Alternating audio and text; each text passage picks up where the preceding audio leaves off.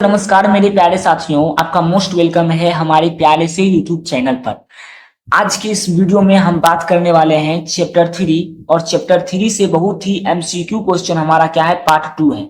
मात्र 10 मिनट में आपको सारा क्वेश्चन इस वीडियो में करा दिया जाएगा, याद रखिएगा। और सारे क्वेश्चन बहुत ही हमारे एमवीवीआई है और सभी हमारे इंपॉर्टेंट भी है, तो सभी को याद करते हुए अभी से ही चलिए चलिए हमारा फर्स्ट क्वेश्चन क्या पूछा गया है। फर्स्ट क्वेश्चन हमारा आया हुआ है कि प्रतिरोध का एसआई मात्रक क्या होता है। आप लोगों ने जरूर पढ़ा होगा चैप्टर 3 में कि प्रतिरोध का जो एसआई मात्रक होता है हमारा क्या होता है, ओम होता है। क्या होता है? ओम होता है। याद रखिएगा इस क्वेश्चन को। नेक्स्ट क्वेश्चन पूछा गया है, नेक्स्ट क्वेश्चन पूछा गया है कि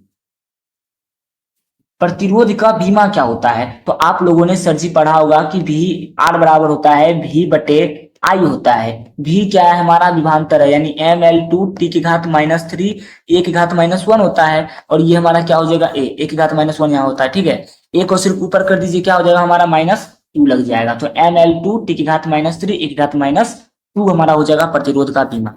याद रखिएगा क्वेश्चन को। नेक्स्ट क्वेश्चन क्या पूछा गया है, नेक्स्ट क्वेश्चन क्या पूछा गया है कि किसी तार का प्रतिरोध R है, लंबाई हमारा L है, अनुप्रस्थ काट क्षेत्रफल A है तथा विशिष्ट प्रतिरोध जो है हमारा Q है। तो बताना क्या तब क्या हुआ। देखिए आप लोग जरूर पढ़े होंगे बाबू कि P बराबर जो होता है राल होता है। P बराबर क्या होता है, हमारा राल होता है। तो R बराबर पूछा गया, क्या हो जाएगा हमारा पाल हो जाएगा, P बाई ए एल। ठीक है, P a बाई एल हमारा हो जाएगा, क्या हो जाएगा, पाल। याद रखिएगा। चलिए नेक्स्ट क्वेश्चन क्या पूछा गया है। नेक्स्ट क्वेश्चन आया हुआ क्या हुआ है कि विशिष्ट प्रतिरोध या प्रतिरोधकता का एसआई मात्रक क्या होता है। विशिष्ट प्रतिरोध या प्रतिरोधकता का जो एसआई मात्रक होता है बाबू, आपको याद रख लेना है, ओम मीटर हो जाएगा। ओम मीटर हो जाएगा, आपको याद रख लेना है, इंपॉर्टेंट है। नेक्स्ट क्वेश्चन क्या पूछा गया है, नेक्स्ट क्वेश्चन जो कि बहुत ही इंपॉर्टेंट है, यदि 1 ओम प्रतिरोध वाले तार को खींचकर दुगना कर दिया जाता है तो प्रतिरोध क्या होगा। आपको दो बात याद रखना है। पहला बात, अगर कोई तार को हम खींच के लंबा कर रहे हैं, तार को खींच कर लंबा करेंगे, ठीक है, खींच कर अगर लंबा करेंगे तो उसका जो हमारा जितना उसका प्रतिरोध दिया होगा, कि जितना वो खींच के दुगना किया हो या तिगुना किया हो, उसका कर देना है होल स्क्वायर। उसका क्या कर देना है, होल स्क्वायर। बस अगर बिना तार को खींचे हो, यानी बिना तार खींचे हुए बोला जाएगा, तो बस जितना खींचा गया उतना ही हमारा एक्स हो जाएगा मान। याद रखिएगा, ये दो चीज होता है। तो क्वेश्चन क्या पूछा गया है कि 1 ओम प्रतिरोध वाले तार को खींच कर दुगना कर रहे हैं। कितना कर रहे हैं, दुगना कर रहे हैं। तो बस 2 का स्क्वायर कर दीजिए, कितना हो जाएगा हमारा, 4 गुना इसका प्रतिरोध हो जाएगा। याद रखिएगा क्वेश्चन को। नेक्स्ट क्वेश्चन क्या पूछा गया है, नेक्स्ट क्वेश्चन आया हुआ है कि चालकों के जाल से धारा प्रवाह को समझने के लिए कौन सा नियम पढ़ते हैं। कोई भी चालक है और वह चालक से हम धारा प्राप्त करना है, धारा प्रवाह को समझने के लिए किसका यूज करते हैं, तो याद रखना है, किरचॉफ के नियम का यूज करते हैं। चलिए नेक्स्ट क्वेश्चन पूछते हैं। नेक्स्ट क्वेश्चन क्या पूछा गया है हमारा, नेक्स्ट क्वेश्चन आया हुआ है कि विद्युत परिपथ किसी बिंदु पर सभी धाराओं का बीजगणितीय योग क्या होता है। तो आपको याद रख लेना है, 0 होता है। कोई भी विद्युत परिपथ में सभी धाराओं का योग जो होता है हमारा 0 होता है। इस चीज को आपको याद रख लेना है, बहुत ही इंपॉर्टेंट क्वेश्चन है। नेक्स्ट क्वेश्चन क्या पूछा गया है, हीट स्टोन से ब्रिज से किसका उपयोग किया जाता है, यानी हीट स्टोन ब्रिज का उपयोग किसके लिए करते हैं। कल भी आपको हम बताए थे इस क्वेश्चन को कि उच्च तथा निम्न दोनों प्रतिरोध को ज्ञात करने के लिए इसका यूज हम करते हैं। 9th नंबर क्वेश्चन क्या पूछा गया है, 9th नंबर क्वेश्चन पूछा गया है कि अनुप्रस्थ काट क्षेत्रफल ए एवं किसी चालक प्रवाही धारा आई है, तो हमारा क्या होगा इसका आंसर। तो आई बराबर हमारा होता है नी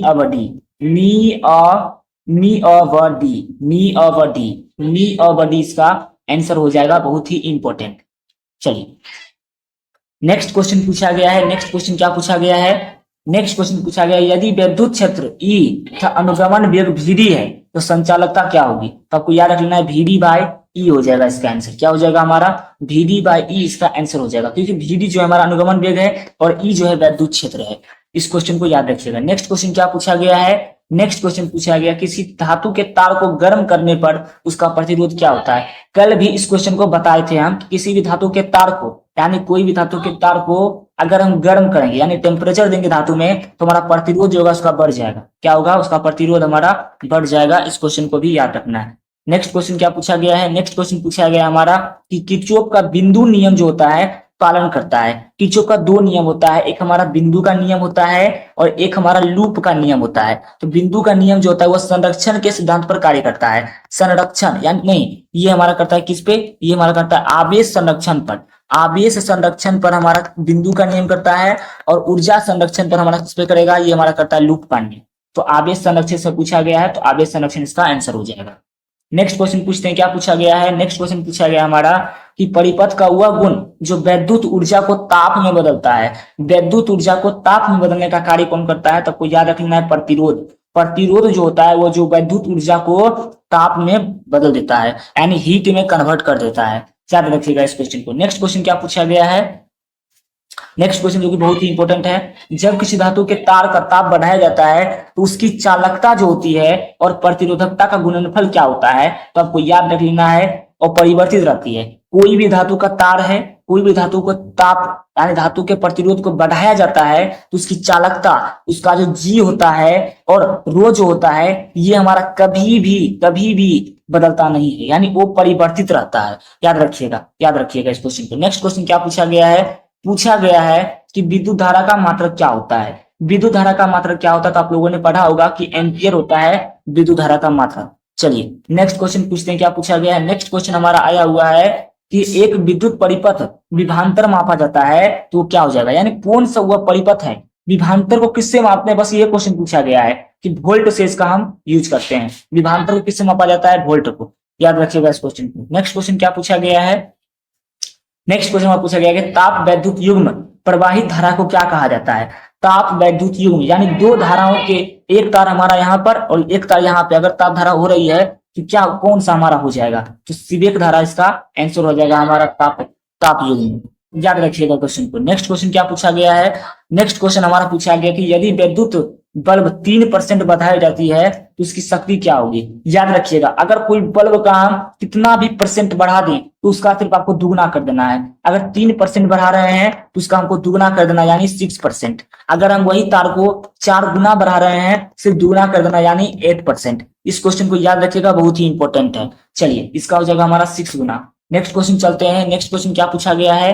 पूछा गया कि व्हीटस्टोन ब्रिज का व्यवहार किसको मापने के लिए करते हैं, तो आपको कल ही बताया थे कि प्रतिरोधों को ज्ञात करने के लिए हम व्हीटस्टोन सेतु का यूज करते हैं। चलिए नेक्स्ट क्वेश्चन, और इस वीडियो का लास्ट क्वेश्चन है। चलिए नेक्स्ट क्वेश्चन क्या पूछा गया है कि नियत विभवांतर में किसी विद्युत परिपथ में प्रतिरोध को अगर आधा कर दें, अगर हम प्रतिरोध को आधा कर देते हैं तो उसका जो टी होता है हमारा दुगना हो जाता है। याद रखिएगा, अगर हम कोई भी विद्युत परिपथ है उसके प्रतिरोध को हम आधा कर देंगे तो उसका जो टेम्परेचर होगा, उसका जो ताप होगा, वो हमारा दुगना हो जाएगा। इस क्वेश्चन को आपको याद रखना है, बहुत ही इंपॉर्टेंट है। अगर आप लोगों को पीडीएफ चाहिए तो पीडीएफ के लिए सिर्फ आपको कमेंट करना है कि भैया हमको सिर्फ पीडीएफ चाहिए, तो आपको पीडीएफ मिल जाएगा। चलिए हमारे प्यारे दोस्तों, मात्र 10 मिनट में आपका 20 क्वेश्चन हम करवा चुके हैं। सभी हमारे प्यारे स्टूडेंट को गुड बाय, गुड नाइट, और अच्छे से आप लोग पढ़िए।